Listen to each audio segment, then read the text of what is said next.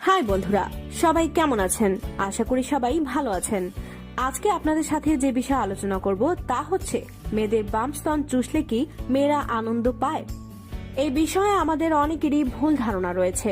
তাছাড়া মেয়েদের স্তনে আদর করা বা চোষা জায়েজ কিনা কথাটা শুনে অনেকের কাছে বিব্রতকর মনে হলেও অনেকের মাথায় এমন প্রশ্ন ঘুরে, বিশেষ করে নতুন বিয়ে করা দম্পতিদের মাঝে। তারা লজ্জায় অনেকের কাছে বলতে পারে না এবং এই বিষয় নিয়ে অনেক দ্বিধাদ্বন্দ্বে থাকে। আজকে আপনাদের এই সকল সমস্যার সমাধান নিয়ে এই ভিডিও, তাই আর দেরি না করে উঠে বসুন আর ভিডিওটি না টেনে শেষ পর্যন্ত দেখুন, কেননা ভিডিওর শেষের দিকে বিবাহিত ভাইদের জন্য এমন একটি টিপস রয়েছে যা জানলে আপনার যৌন জীবন আরো সুখের হয়ে উঠবে। তাই আর দেরি না করে ভিডিও শুরু করা যাক। তাই আমাদের চ্যানেলটি সাবস্ক্রাইব করে সাথেই থাকুন। মেয়েদের স্তন সবসময়ের মতোই ছেলেদের কাছে আকর্ষণীয়, আর তা কেন ছেলেরা নিজেরাও জানে না। এমন অনেক ছেলেই আছে যারা মেয়েদের চোখ, নাক বা চেহারার দিকে তাকানোর আগে তার স্তনের দিকে তাকায়, আর যে কারণে অনেক মেয়েরাই রাস্তাঘাটে চলতে অনেকটা বাধার সম্মুখীন হয়। যাই হোক, মেইন পয়েন্টে আসা যাক।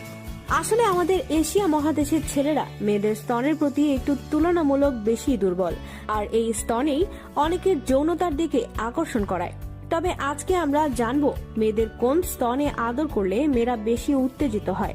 তবে তার আগে আমাদের জানা উচিত মেয়েদের স্তন মানে স্বামী কি তার স্ত্রীর স্তন চুষতে বা আদর করতে পারবে কিনা, ইসলামে তার জায়েজ কিনা।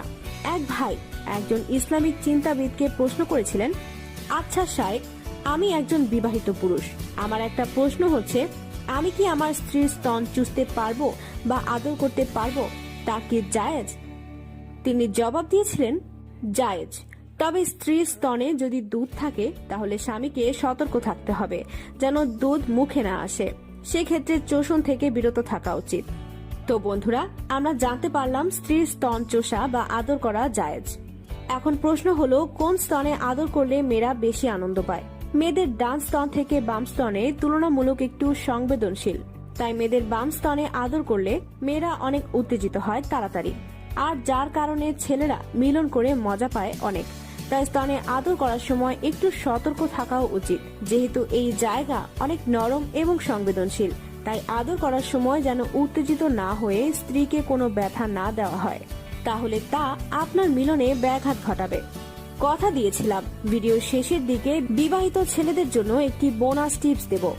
বিবাহিত ছেলেরা স্ত্রীর সাথে মিলন করার সময় যখন আপনার ইচ্ছে হবে মিলনের জন্য কিন্তু আপনার স্ত্রী কোনো মুড না থাকে, তাহলে কোনোভাবেই ওই দিন আপনার সঙ্গীর সাথে মিলন করবেন না, কেননা ওই দিন জোর করে মিলন করা বা সঙ্গীর ইচ্ছার বিরুদ্ধে মিলন করা উচিত না, এবং এই মিলনের ফলে আপনি পরিপূর্ণ তৃপ্তি পাবেন না।